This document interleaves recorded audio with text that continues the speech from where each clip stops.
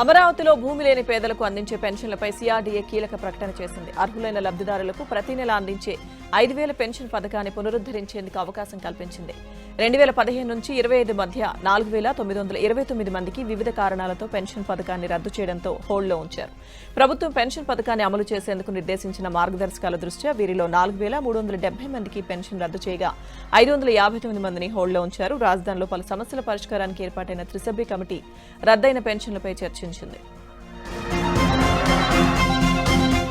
రాజధాని అమరావతి పనులు వేగంగా సాగుతున్నాయని గ్రామ సభలు నిర్వహించి రైతులతో మాట్లాడుతున్నామని కేంద్ర మంత్రి పెమ్మసాని చంద్రశేఖర్ తెలిపారు. పూలింగ్లో భూములు ఇవ్వని రైతులతో మాట్లాడతామని చెప్పారు. 26 గ్రామాల్లో అభివృద్ధి పనుల్లో డీపీఆర్లు సిద్ధం చేస్తున్నామని, వారంలో డీపీఆర్లు సిద్ధం చేసి నెలాఖరులోగా పనులు ప్రారంభిస్తామన్నారు. ఇక జరీబ్ భూముల సమస్యపై నెల రోజుల సమయం కోరామని, నేల స్వభావంపై పరీక్షలు నిర్వహించి నిర్ణయం తీసుకుంటామన్నారు కేంద్ర మంత్రి పెమ్మసాని. భావితరాల భవిష్యత్తు కోసం అభివృద్ధి సంక్షేమ పథకాలను అందిస్తున్న కూటమి ప్రభుత్వాన్ని ప్రజలు ఆశీర్వదించాలని మంత్రి నిమ్మల రామానాయుడు కోరారు. పశ్చిమ గోదావరి జిల్లా పాలకొల్లు మండలం వడ్లవానిపాలెంలో 35 లక్షలతో చేపట్టనున్న పంచాయతీ భవన నిర్మాణానికి, ఓఎన్జీసీ నిధులు 15 లక్షలతో చేపట్టనున్న శ్మశాన వాటిక అభివృద్ధి పనులకు ఆయన శంకుస్థాపన చేశారు. గతంలో ప్రజలు దొంగకు తాళాలు ఇచ్చినందునే రాష్ట్ర నిధులని దోచుకుపోయాడని, రాష్ట్ర అభివృద్ధికి సున్నా చుట్టి 14 లక్షల కోట్ల అప్పుల భారాన్ని మిగిల్చాడని జగన్పై మంత్రి విమర్శలు చేశారు. ఆ అప్పులన్నీ కూటమి ప్రభుత్వం తీరుస్తోందని చెప్పారు. కృష్ణా జిల్లా మోవ మండలం కార్కంపాడులో మంత్రి కొలుసు పార్థసారథి, ఎమ్మెల్యే వల్లకుమార్ రాజా పర్యటించారు. రైతులు మంత్రికి తమ సమస్యలు తెలియజేశారు. అన్నదాతల సమస్యల పరిష్కారానికి చర్యలు తీసుకుంటామని మంత్రి పార్థసారథి భరోసా ఇచ్చారు. వైసీపీ ఓ ఫేక్ పార్టీ అని, అందులో ఉన్న నేతలు డబుల్ ఫేక్ అని ఎంపీ అప్పలనాయుడు తీవ్రస్థాయిలో విమర్శించారు. జగన్మోహన్ రెడ్డి ఏం మాట్లాడుతున్నారో, ఏం చేస్తున్నారో ఆయనకి అర్థం కావడం లేదని ఎంపీ కలిశెట్టి విమర్శించారు. విజయనగరం టీడీపీ ఆఫీసులో నాయకులు, కార్యకర్తలతో సమావేశం నిర్వహించారు. ప్రభుత్వ వైద్య కళాశాలలో ప్రైవేట్ భాగస్వామ్యానికి వ్యతిరేకంగా 4 గోడల మధ్య కూర్చొని వైసీపీ నేతలు దొంగ సంతకాలు పెడుతున్నారని ఆరోపించారు. 1 కోటి సంతకాలు కాదు, 10 కోట్ల సంతకాలు వైసీపీ సేకరించినా కూటమి ప్రభుత్వానికి ప్రజల ఆశీర్వాదం ఉంటుందన్నారు. ప్రభుత్వ పనితీరు, సంక్షేమ పథకాలపై స్వయం సంఘాల మహిళల ప్రచారం ప్రజల్లో నాటుకుపోతోందని మాజీ మంత్రి చిలుకలూరుపేట ఎమ్మెల్యే ప్రతిపాటి పుల్లారావు అన్నారు. డ్వాక్రా, మెప్మా, ఇతర మహిళా సమాఖ్యలు ప్రభుత్వ పథకాలపై విస్తృత ప్రచారం చేపట్టాలని ప్రతిపాటి సూచించారు. ఇక పల్నాడు జిల్లాలోని ఎడ్లపాడు మండల పరిధిలో 291 పొదుపు సంఘాల సభ్యులకు 23 కోట్ల రుణాలను ఎమ్మెల్యే ప్రతిపాటి పంపిణీ చేశారు. అంధ మహిళా క్రికెట్ టీం కెప్టెన్ దీపిక విజ్ఞప్తికి డిప్యూటీ సీఎం పవన్ కళ్యాణ్ వెంటనే స్పందించారు. తన గ్రామంలో రోడ్ల పరిస్థితిని పవన్ కు వివరించారు. సరైన రోడ్డు లేక ఇబ్బందులు పడుతున్నామన్నారు. దీపిక సమస్యను పవన్ 24 గంటల్లో పరిష్కరించారు. రోడ్డు నిర్మాణానికి చర్యలు తీసుకోవాలని అధికారులకు డిప్యూటీ సీఎం ఆదేశించారు. బాపట్ల ప్రభుత్వ బద్రిలో ఆశ్రమ పాఠశాలలోని విద్యార్థులకు ఎమ్మెల్యే వేగేసిన నరేంద్ర వర్మ సొంత నిధులతో 90 ఇనుప మంచాలను అందజేశారు. ఈ ఆశ్రమ పాఠశాలలో ఉండే విద్యార్థులకు మాటలు రావని, అలాంటి విద్యార్థులకు తమ వేగేసిన ఫౌండేషన్ ద్వారా సహాయం చేయడం ఎంతో సంతోషంగా ఉందన్నారు. మంచాలు లేక చలికి ఇబ్బందులు పడుతున్న విద్యార్థులకు సహాయం చేయడం సంతృప్తినిచ్చిందన్నారు. త్వరలో ఈ పాఠశాలకు నిధులు మంజూరు చేయించి మరిన్ని సౌకర్యాలు కల్పిస్తామని ఎమ్మెల్యే హామీ ఇచ్చారు. ఈ సందర్భంగా పిల్లలంతా కలిసి సైగలతో ఎమ్మెల్యేకి కృతజ్ఞతలు తెలిపారు. తిరుపతి ఎస్వీ పాలిటెక్నిక్ కళాశాలలో అన్ని మత ప్రచారంపై బీజేపీ నేత భానుప్రకాష్ ఆగ్రహం వ్యక్తం చేశారు. కళాశాలలో అధ్యాపకురాలు మాధవి బోర్డుపై రాసి మరీ ప్రచారం చేయడంపై ఆయన తీవ్రంగా మండిపడ్డారు. హిందువుల ఆధ్యాత్మిక రాజధానిలో ఇలాంటి చర్యలు సహించబోమన్నారు. లెక్చరర్పై తక్షణం చర్యలు తీసుకోవాలని డిమాండ్ చేశారు. విశాఖ జీవీఎంసీ గాంధీ విగ్రహం వద్ద వైసీపీ ఆధ్వర్యంలో 1 కోటి సంతకాల సేకరణ కార్యక్రమం చేపట్టారు. ప్రభుత్వ మెడికల్ కాలేజీలను పీపీపీ పద్ధతిలో ప్రైవేట్ వ్యక్తులకు ఇవ్వడాన్ని వ్యతిరేకిస్తూ వైసీపీ సంతకాల సేకరణ చేపట్టింది. అందులో భాగంగా ప్రభుత్వం ఇచ్చిన జీవోను వెనక్కి తీసుకుని ప్రభుత్వమే దీన్ని నిర్వహించాలని డిమాండ్ చేశారు. కేంద్ర మంత్రి బండి సంజయ్ పీఆర్ఓ సోషల్ మీడియాలో పెట్టిన పోస్టులపై బీజేపీ ఎంపీ ఈటెల రాజేందర్ అసహనం వ్యక్తం చేశారు. అవి అవగాహన లేని పిచ్చోళ్లు పెట్టే పోస్టులని, అసలు అవగాహన ఉన్నోడు అలా పోస్టులు పెడతాడా అని ప్రశ్నించారు. దేశాన్ని విజయం వైపు నడిపించే విధంగా సైన్యం ముందుకు సాగాలని సీడీఎస్ అనిల్ చౌహాన్ పిలుపునిచ్చారు. హైదరాబాద్ దుండిగల్ ఎయిర్ ఫోర్స్ అకాడమీలో కంబైన్డ్ గ్రాడ్యుయేషన్ పరేడ్ కు ఆయన ముఖ్య అతిథిగా హాజరయ్యారు. జై హింద్ అనే పదంలో జే విజయానికి, ఏ ఆత్మనిర్భరతకు, ఐ ఇన్నోవేషన్ ను గుర్తు చేస్తుందని చౌహాన్ పేర్కొన్నారు.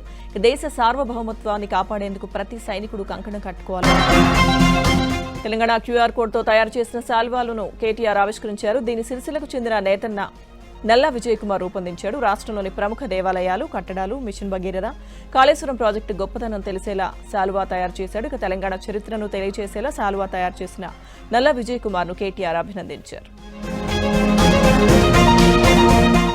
సమాజంలో దివ్యాంగుల పట్ల ప్రతి ఒక్కరూ ప్రేమభావంతో ఉండాలని కేంద్ర మంత్రి కిషన్ రెడ్డి విజ్ఞప్తి చేశారు. ఒకరి సహాయం కోసం ఎదురు చూసే వారిని ఆదుకోవాలన్నారు. ప్రధాని మోదీ దివ్యాంగుల కోసం ఎన్నో పథకాలు తీసుకొచ్చారని కిషన్ రెడ్డి చెప్పారు. పంచాయతీ ఎన్నికల్లో ఓడిపోయిన సర్పంచ్ అభ్యర్థి ఓటర్లకు పంచిన డబ్బులను తిరిగి వసూలు చేశాడు.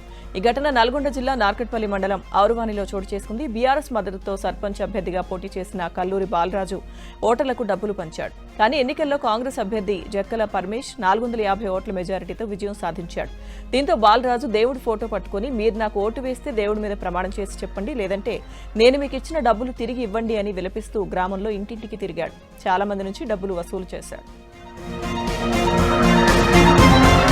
సిఐటియు 18వ అఖిల భారత మహాసభలు సందర్భంగా బీచ్ రోడ్లో వాక్ నిర్వహించారు. కేంద్రం ప్రవేశపెట్టిన లేబర్ కోడ్లను రద్దు చేయాలని డిమాండ్ చేశారు. విశాఖ స్టీల్ ప్లాంట్ ప్రైవేట్ పరం చేయొద్దని అన్నారు. సొంత గనులు కేటాయించాలని డిమాండ్ చేశారు.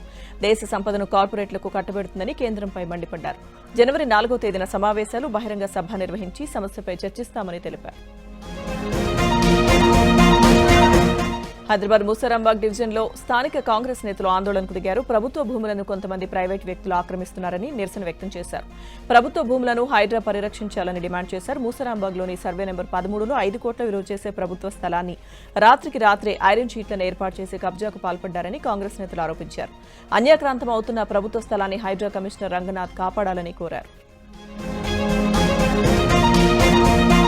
మంచిర్యాల జిల్లా నీల్వాయిలో బీజేపీ నేత మధుకర్ కుటుంబ సభ్యులు ఆందోళన చేపట్టారు. మధుకర్ ఆత్మహత్యకు కారకులైన కాంగ్రెస్ నేతలను అరెస్ట్ చేయాలని రాస్తారోకో నిర్వహించారు.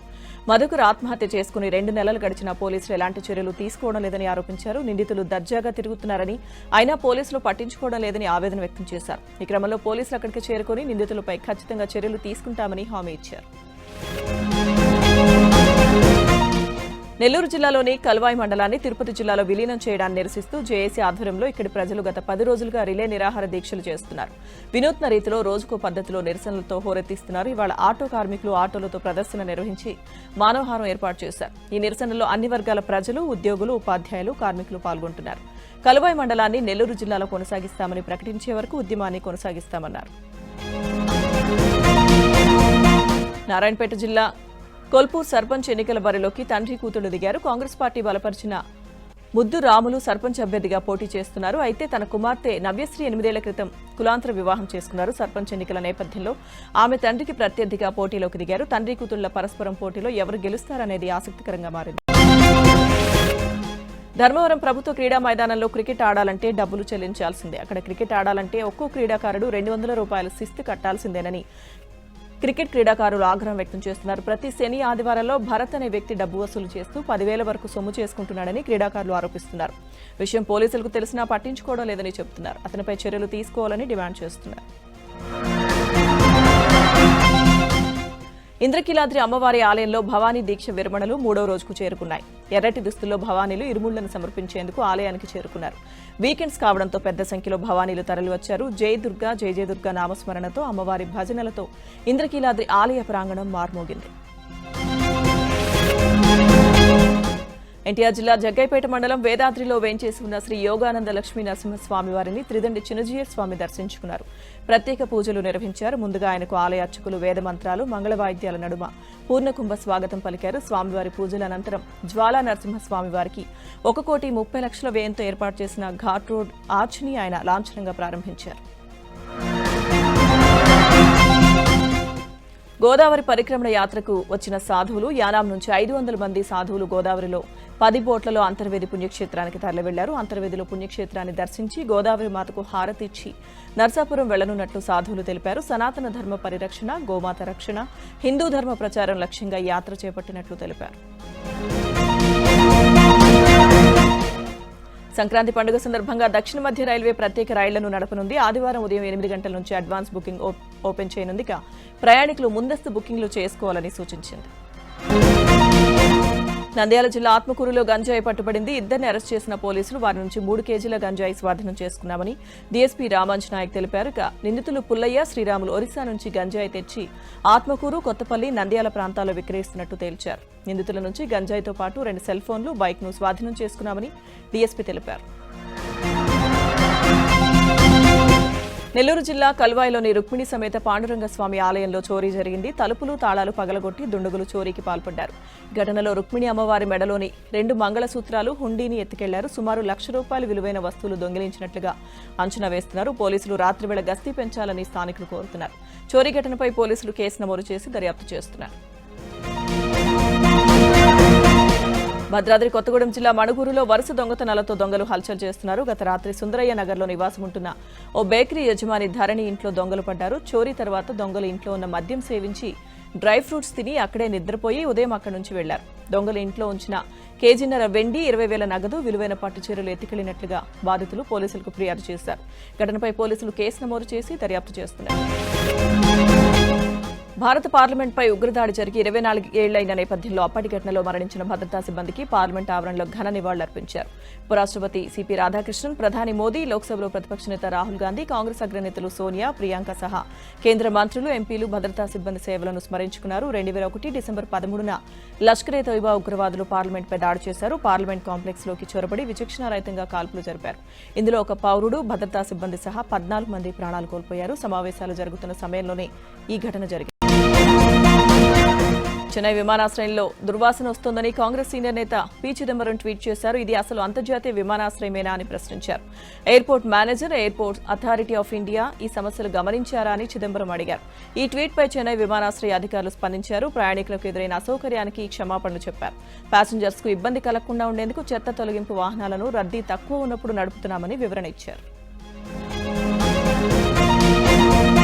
దేశ రాజధాని ఢిల్లీలో వాయు కాలుష్యం సమస్య తీవ్రమైంది. ప్రస్తుతం AQI 387గా నమోదైనట్లుగా కేంద్ర కాలుష్య నియంత్రణ బోర్డు వెల్లడించింది. ఇవాళ తెల్లవారుజామున అనేక ప్రాంతాల్లో మంచు దుప్పటి కప్పేయడంతో విజిబిలిటీ తగ్గిందని అధికారులు తెలిపారు. దీంతో ఢిల్లీలోని ఇందిరాగాంధీ అంతర్జాతీయ విమానాశ్రయం ప్రయాణికులకు అడ్వైజరీ జారీ చేసింది.